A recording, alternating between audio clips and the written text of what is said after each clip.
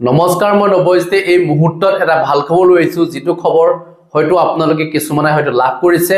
কিছুমানে হয়তো লাভ কৰা নাই, যাৰ কাৰণে মই এই ভিডিঅটো বনাবলৈ প্ৰস্তুত কৰিলো। কাৰণ ইতিমধ্যে আপোনালোকে জানে যে এলপিইউপি বিজ্ঞাপনৰ কাৰণে বহুতে অপেক্ষা কৰি আছে, আৰু আমাৰ মাজত বহু প্ৰাৰ্থী এতিয়া চাকৰি পাবলৈ সক্ষম হোৱা নাই, যি নেকি তেওঁলোকে অহৰহ ভিডিঅ' চাই থাকে। গতিকে সেইসকল প্ৰাৰ্থীৰ কাৰণে এই ভাল খবৰটো আহিছে, যদি তেওঁলোক কাৰ্বি আংলঙৰ হয়, কাৰ্বি আংলঙৰ প্ৰাৰ্থীসকলৰ কাৰণে হেতু ভাল খবৰ, বাকি সকলৰ কাৰণে ভাল খবৰ নহয়, কাৰণ তেওঁলোকে আবেদন কৰিব নোৱাৰিব। যি এলপিৰ 198 টা পোষ্ট ওলাইছে, সেই 198 টা পোষ্টত বাকি জিলাসমূহে এপ্লাই কৰিব নোৱাৰিব, কেৱল কাৰ্বি আংলঙৰ প্ৰাৰ্থীসকলেহে এপ্লাই কৰিব পাৰিব। তাৰ কাৰণে কি কি ডকুমেন্ট লাগিব, কিমান তাৰিখৰ পৰা অনলাইন আবেদন প্ৰক্ৰিয়া চলি আছে, আৰু কেতিয়া শেষ হ'ব সেই সম্পৰ্কে মই জনাবলৈ চেষ্টা কৰিম। আৰু আপোনালোকৰ ল্যাঙ্গুৱেজক লৈও কিছুমানৰ সমস্যা থাকিব পাৰে, ল্যাঙ্গুৱেজ কি কি থাকিব লাগিব, ফাৰ্স্ট ল্যাঙ্গুৱেজ কি হ'ব লাগিব, সেকেন্ড ল্যাঙ্গুৱেজ কি হ'ব লাগিব, আৰু কিমান পইচা দিব লাগিব অনলাইন আবেদন কৰাৰ নামত, অফলাইন হ'ব নে অনলাইন হ'ব আবেদন প্ৰক্ৰিয়াটো, সেই সম্পৰ্কে গোটেইখিনি কথা মই স্পষ্ট কৈ দিম। কেইটামান পইণ্ট আছে, পইণ্টখিনি পঢ়ি শুনাই দিম, আৰু কোনসকলে আবেদন কৰিব পাৰিব, কিমান বছৰ বা কিমান বয়সলৈ পাৰিব, সেইখিনিতো জানিবলগীয়া কথা।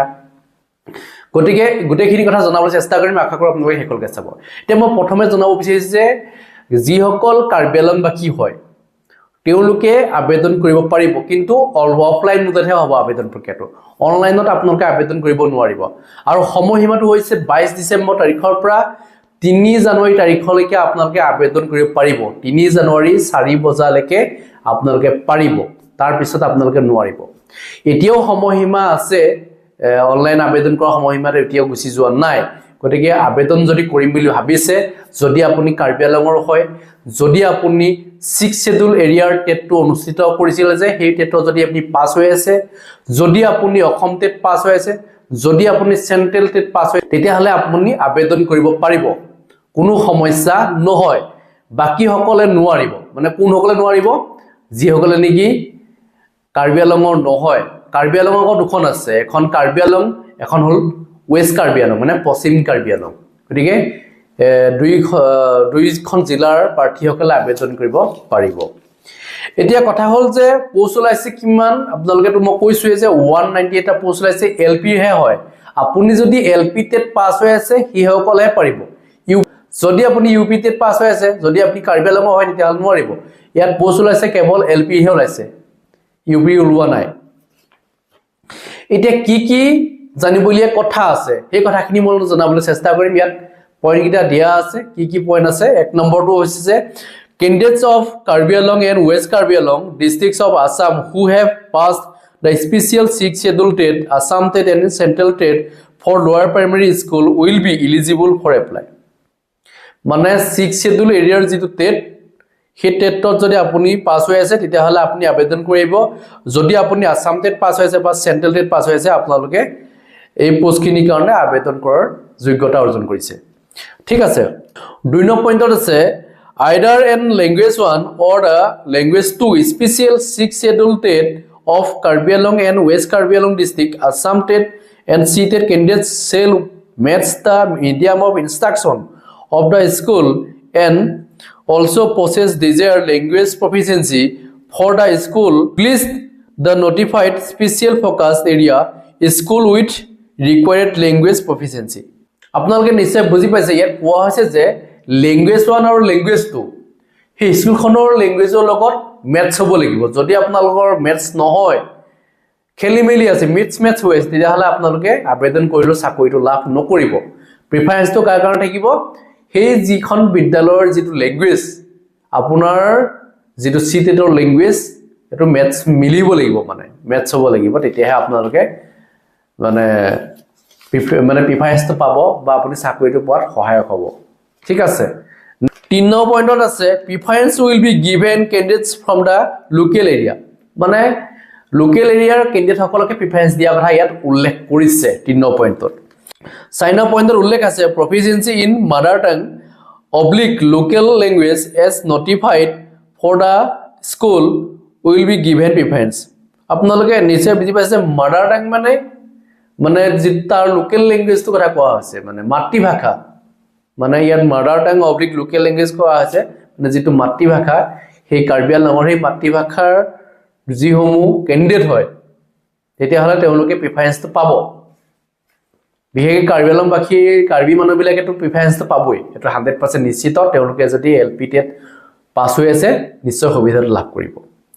নেক্সট 5 নম্বৰ পইণ্টত উল্লেখ আছে the appointment shall be non transferable for a minimum period of 5 years মানে কি 5 বছৰলৈকে আপোনালোকে কোনো ট্ৰেন্সফাৰ হ'ব নোৱাৰিব তাতে শিক্ষক এটা কৰি থাকিব লাগিব এটো মাস্ট বি মানে এটো ইয়াত উল্লেখে আছে বলে 5 বছৰ মই নকৰো 2 বছৰ বা 1 বছৰ কৰিম ট্ৰান্সফাৰ লৈ লও বেলেগৰ লৈ লও তেনেকে ভাবিলে আপুনি নোৱাৰিব লব মই গুটেকিটা পইণ্ট লোৱা নাই মাত্ৰ কেইটামান পইণ্ট লৈছো যেকিটা পইণ্ট নেকি মোস্ট ইম্পৰ্টেন্ট হয় হেকিটাহে আপোনাক পঢ়ি শুনাই দিম বাইখিনি আপোনাক নিজে পঢ়িব পাৰিব 8 নম্বৰ পইণ্টৰ উল্লেখ আছে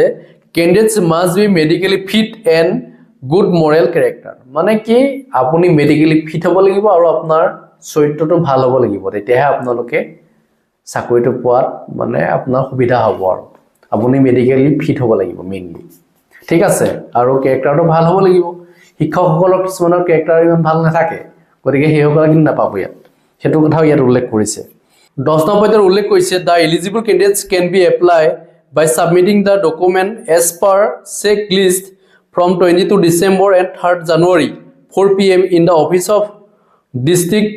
Primary Education Officer Primary Education Department Karbi Anglong Autonomous Council ইয়াত কোৱা হৈছে যে 22 ডিসেম্বৰ তাৰিখৰ পৰা 3 জানুৱাৰী তাৰিখলৈকে আপোনালোকে অফলাইন মোডত আবেদন কৰিব লাগিব আৰু যেটো অফিসত জমা দিয়া অফিসটোৰ নাম হৈছে ইয়াত কোৱা হৈছে যে ডিস্ট্ৰিক্ট প্ৰাইমাৰী এডুকেশ্যন অফিচাৰক জমা দিব লাগিব primary education department Karbi Anglong autonomous council তাতে গৈ আপোনালোকে জমা দিব লাগিব ইয়াত 12 নম্বৰ পইণ্টত উল্লেখ কৰিছে the contextual teachers already working LP and UP school under সমগ্ৰ শিক্ষা are not allowed to apply যদি আপোনালোকে কন্টেক্সুৱেলৰ শিক্ষক হয়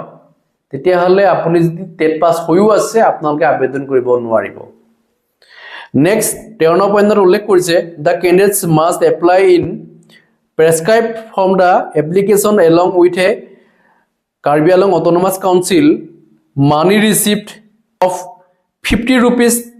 for ST and SC and 100 rupees others মানে যিসকল জেনাৰেল ক্যাটাগৰী হয় বা OBC ক্যাটাগৰী হয় তেওঁলোকে কি কৰিব লাগিব 100 টকা পেমেন্ট কৰিব লাগিব কোপৰা ৰিসিভ কাটিব লাগিব যেটো কাৰ্বি আংলং অটোনমাস কাউন্সিলৰ ফালৰ পৰা এটো কাটি দিব লাগিব মানে ডাফ এটা কাটিব লাগিব 50 টকা বা 100 টকা 50 টকাৰ কাৰণে ST/SC কাৰণে আৰু 100 টকাটো বাকি সকলৰ কাৰণে ঠিক আছে যিসকল প্ৰাৰ্থী ইতিমধ্যে আবেদন কৰি বুলি ভাবিছে তেওঁলোকে ষ্টাৰ্ট কৰি দিও অফলাইন মোড যাব লাগিব অফিসত নাই নিজে গৈ জমা দিব এইগিটা আছিল মেইন পইণ্ট আপোনালোকে জানিবলগীয়া যদি আপোনালোকৰ কিবা জানিবলগীয়া আছে নিশ্চয় কমেন্ট সেকশনত লিখিব আৰু মই জনাব বিচাৰিছো যিসকল প্ৰাৰ্থী ইতিমধ্যে কাৰ্বি আংলঙৰ হয় তেওঁলোকে আবেদন কৰিব বাকি সকলে আবেদন কৰিলে লাভ নহব কাৰণ বাকি সকলক হেতু প্ৰিফাৰেন্স তেওঁলোকে নাপাব বহুতে খুদিব যে আমি পাৰিম নে নোৱাৰিম আমাৰ কাৰণে এলিজিবল হয় নে নহয় এনকৰণৰ প্ৰশ্ন বহুতে খুদি থাকিব তেওঁলোকৰ কাৰণে নহয় একচুয়ালি কৰি দিব পাৰে কিন্তু আপোনালোকে চাকৰিটো লাভ নকৰিব আৰু তাতে আপোনালোকে অফিসত যেটো অফলাইন যদি জমা দিব লাগে গতিকে তাতে আপোনালোক মানে জমা দিলেও আপোনালোক লৈ থৈ দিব কিন্তু সিলেকশনত নানিব কাৰণ কাৰ্বি আংলঙই 198 টা মানুহ ওলাই যাব এলপি পাস হোৱা বহুত উত্তীৰ্ণ হৈ থাকে গতিকে কাৰ্বি আংলঙৰ প্ৰাৰ্থীসকলে যেটো প্ৰিফাৰেন্সটো পাবগে আৰু যদি আপোনালোকে কিবা জানিবলগীয়া আছে এই সম্পৰ্কত নিশ্চয় মোৰ লগত যোগাযোগ কৰিব মই এই ক্ষেত্ৰত সহায় কৰিম এইখিনি জনাবলগীয়া আছিল আজি ভিডিওটো ইমান সামৰিছো ধন্যবাদ জয় অসম